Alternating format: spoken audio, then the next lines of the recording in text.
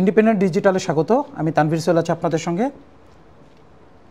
অন্তর্বর্তী সরকারের ১০০তম দিন পূর্ণ হয়েছে গতকাল, অর্থাৎ ১৫ নভেম্বর। রাজনীতিতে একটা শব্দ বেশ প্রচলিত, সেটি হচ্ছে যে কোনো সরকার ক্ষমতায় আসলে প্রথম ১০০ দিনকে বলা হয় তার হানিমুন পিরিয়ড। মূলত ১৯৩২ সালে যুক্তরাষ্ট্রে এই শব্দটি আসে। সে সময় ফ্রাঙ্কলিন ডি রুজভেল্ট যুক্তরাষ্ট্রের প্রেসিডেন্ট নির্বাচিত হন।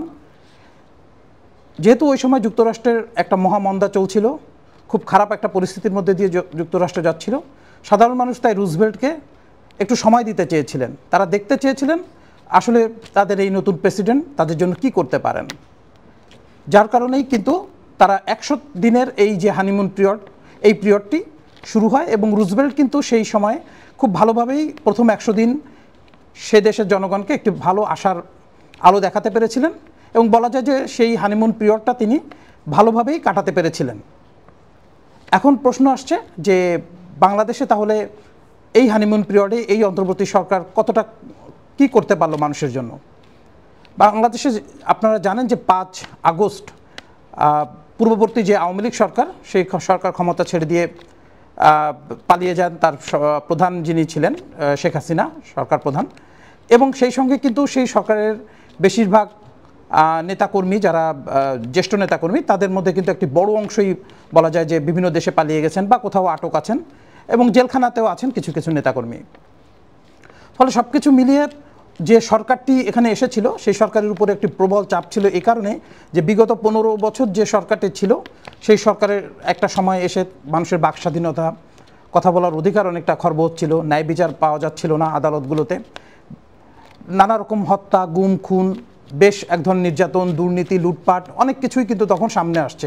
অর্থনৈতিক ভঙ্গুর অবস্থাও চলে আসছে স্বাভাবিকভাবেই। সব কিছু মিলে বলা যায় যে মানুষের এক ধরনের নাভিশ্বাস ছিল এবং তার পরিণতিতেই কিন্তু সাধারণ মানুষ রাস্তায় নেমে এসেছিল এবং একটি গণঅভ্যুত্থানের মাধ্যমে সেই সরকারকে হটিয়ে দিতে তারা সক্ষম হয়েছিল। এ কারণেই কিন্তু এরপরে যে সরকার আসে, ডক্টর মোহাম্মদ ইউনূসের নেতৃত্বে যে সরকার, অন্তর্বর্তী সরকার, তার উপর একটি বিশাল চাপ বা প্রত্যাশা বা আশা মানুষের মধ্যে তৈরি হয় যে অনেক কিছু সমস্যার সমাধান করবেন তিনি। স্বাভাবিকভাবেই ১০০ দিন একটি সময় তাকে হানিমুন পিরিয়ড তাকে দিতে হয়েছে এবং সেই সময়টিতে আসলে তিনি কতটা করতে পেরেছেন, কতটা পারেন নাই, সেই প্রসঙ্গগুলো আসছে।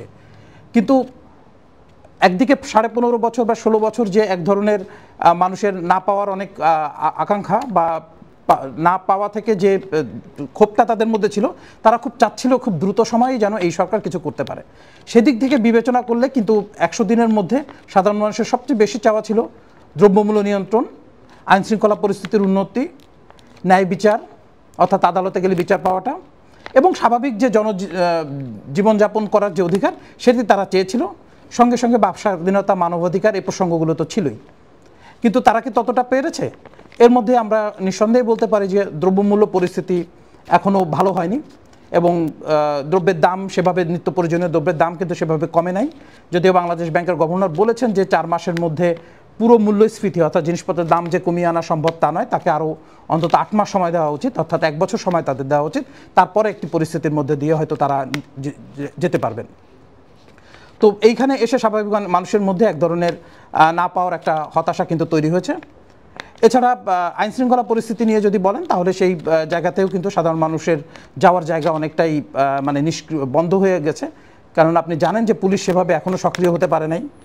বিভিন্ন সময় মব জাস্টিসের মতো ঘটনা ঘটেছে, আইনশৃঙ্খলা পরিস্থিতি খারাপ হয়েছে, ডাকাতি, চুরি, নানা ধরনের ঘটনা বাড়ছে, ছিনতাইকারী বাড়ছে। তো সব কিছু মিলে এখানেও এক ধরনের হতাশা কিন্তু মানুষের মধ্যে আছে।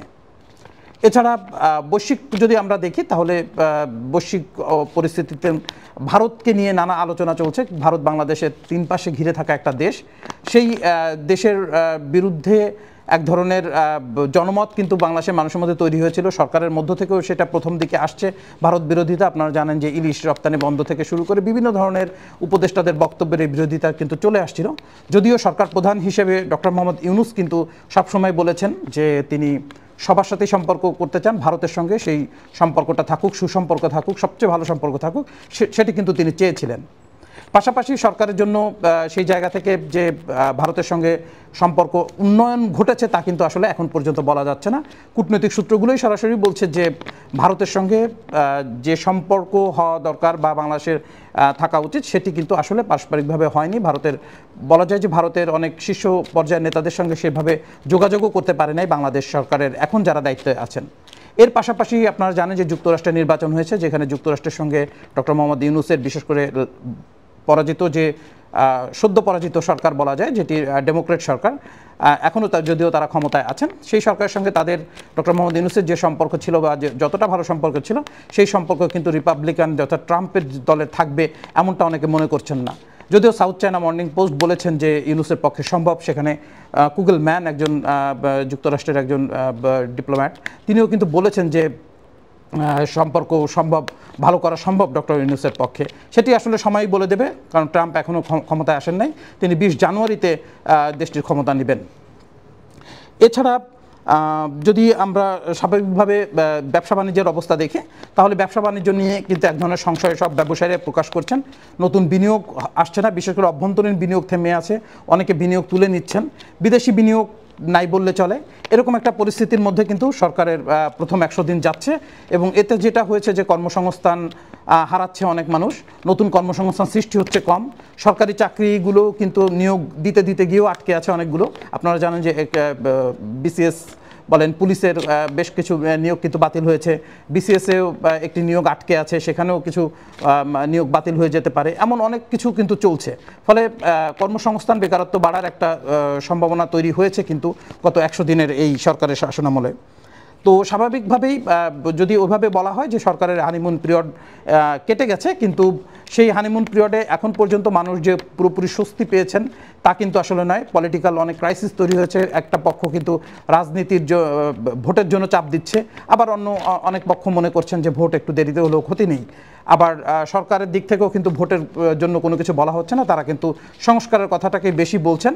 ফলে রাজনৈতিক দলগুলোর সঙ্গেও কিন্তু সরকারের এক ধরনের দূরত্ব তৈরি হচ্ছে, বিশেষ করে বিএনপি এর মতো দলের সঙ্গে, সবচেয়ে বড় দল যেটি এই মুহূর্তে আওয়ামী লীগ মাঠে না থাকায় তারাই সবচেয়ে বড় দল, সেই দল হিসেবে কিন্তু তাদের সাথে এক ধরনের দূরত্ব তৈরি হয়েছে। পাশাপাশি জামাত ইসলামের নেতারাও এখন কিন্তু ভোটের কথা বলছেন যে দ্রুত ভোট হওয়া দরকার।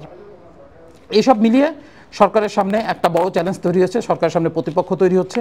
বিশেষ করে সাধারণ মানুষ যে স্বস্তির জন্য পাবে বলে আশা করেছিল, সেই স্বস্তির জায়গাটা কিন্তু এখনও ফিরে আসে নাই। কারণ আপনারা জানেন যে কর্মসংস্থান, দ্রব্যমূল্য, এগুলো মানুষের অত্যন্ত মৌলিক চাহিদা, এবং এই চাহিদাগুলো যতক্ষণ পর্যন্ত একটি ভালো দিকে না যাবে ততক্ষণ পর্যন্ত কিন্তু সাধারণ মানুষ তাদের আশা আকাঙ্ক্ষা প্রত্যাশা পূরণ হবে না বলেই তারা মনে করবে। পাশাপাশি কিন্তু তাদের যে দারিদ্র্য বাড়ছে সেই তথ্যও কিন্তু সম্প্রতি আসছে, ফলে সেটিও কিন্তু সরকারের জন্য এক ধরনের চ্যালেঞ্জ। তবে এর মধ্যে আমরা এটুকু বলে শেষ করতে পারি যে ডক্টর মোহাম্মদ ইউনূস 100তম দিন শেষ করার পর আজকেই বলেছেন, জাতিকে বলেছেন ধৈর্য ধরতে। অর্থাৎ তিনি বলছেন যে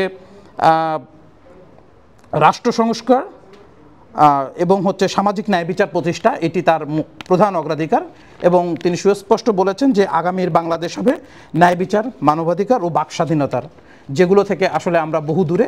গত 53 বছরের স্বাধীনতার পরও আমাদেরকে এই জায়গাগুলোতে এসে খুঁজতে হয়। তিনি সুস্পষ্ট সেই জায়গাটিকে উল্লেখ করেছেন যে এটি তিনি পরিষ্কার করতে চান, সব মানুষের ন্যায় বিচার, মানবাধিকার এবং বাক স্বাধীনতার অধিকার তিনি ফিরিয়ে আনতে চান, এবং সেজন্য তিনি জাতিকে ধৈর্য ধরতে বলেছেন। তার 100 দিন পার হয়েছে, যদিও এটি একটি সরকারের জন্য অত্যন্ত কম সময়। তারপরে তার উপদেষ্টা পরিষদেও সবাই যে সমান দক্ষ বা এই কাজের সঙ্গে যুক্ত বা জড়িত ছিলেন তাও কখনো নয়।